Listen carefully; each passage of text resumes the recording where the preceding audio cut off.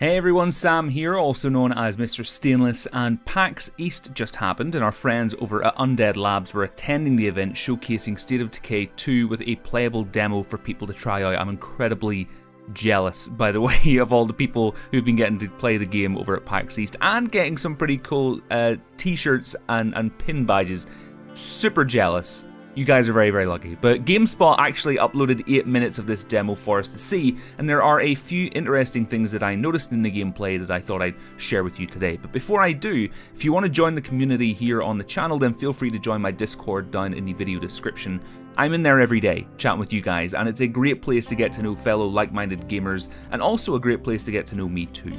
But equally, I will leave a link to the official State of Decay 2 Discord in case you also wanted to check that out as well. So the first thing I found interesting from the video was actually how we create outposts. Now of course in the first game, if you wanted to create an outpost at a location, you had to fully search and clear out the location first, which makes sense when you think about it. You can't have a safe haven unless you know it's safe, right?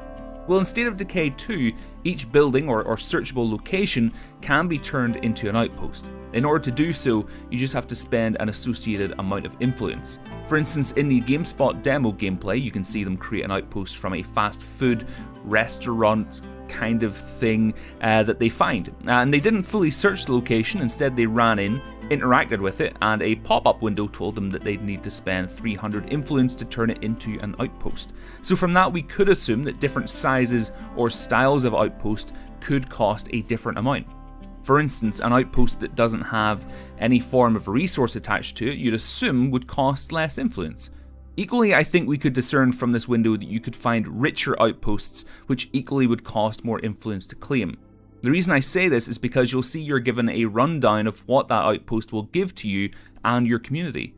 In this case, the outpost would provide either 1.5 days of food or just half a day of food. I'm not actually sure in this case. I didn't really understand what I was trying to communicate. Maybe you guys will know down in the comments. But not only that, but it'll allow you to character switch, allow you to access the supply locker, and equally provides a safe area around the outpost, much like in the first game.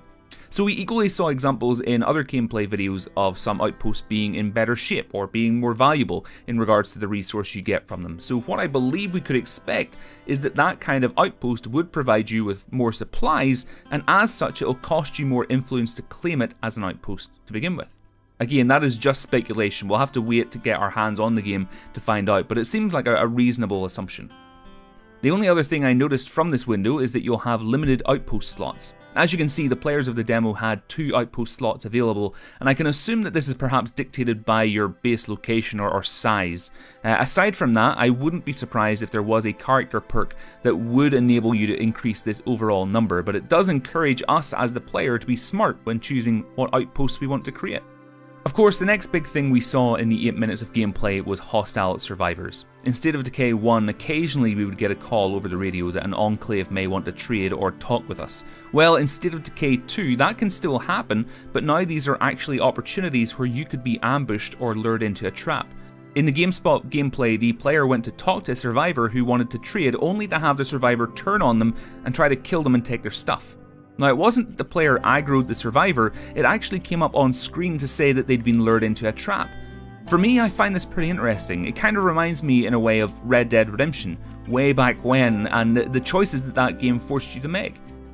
As you were riding around in the dusty Wild West and you came across a damsel in distress, or if you heard gunshots off in the distance, you were always presented with a choice. Do I ride in to the rescue of my fellow citizens, or do I leave them to their fate because it may not be safe? It's an interesting dilemma that it puts you in as a player, and I really love the fact that we'll be presented with that same choice here in State of Decay 2, because the stakes are so much higher. You could choose to answer the call of every survivor, every enclave, and run the risk of them permanently killing your survivor, or you could live the life of a reclusive hermit. You could have your community be very closed off. It has the potential to create some very interesting scenarios. One other thing that I really loved from the GameSpot coverage was the dismemberment and visual damage you can see inflicted on your targets. Now, this isn't necessarily a new piece of info, we've seen it before, but there were some really awesome and really gruesome instances where we saw arms, legs, and brains being splattered all over the zombie-infested wasteland. For instance, you can see the damage inflicted on the survivor that turns on us after we blast him in the face with a shotgun, which was pretty mad. Of course, there are a ton of instances where legs, arms and heads are being chopped off, but one moment that really stood out to me was actually when we saw the player take out a zombie they'd knocked down with a shotgun. It tore through their gut and ripped one of their legs off, and for me it was just a moment where we got to see the amount of work and detail the team have put into this easily ignored aspect of the game. And for me it suggested that this dismemberment and visual damage mechanic does and will respond to directional attacks, which is pretty awesome.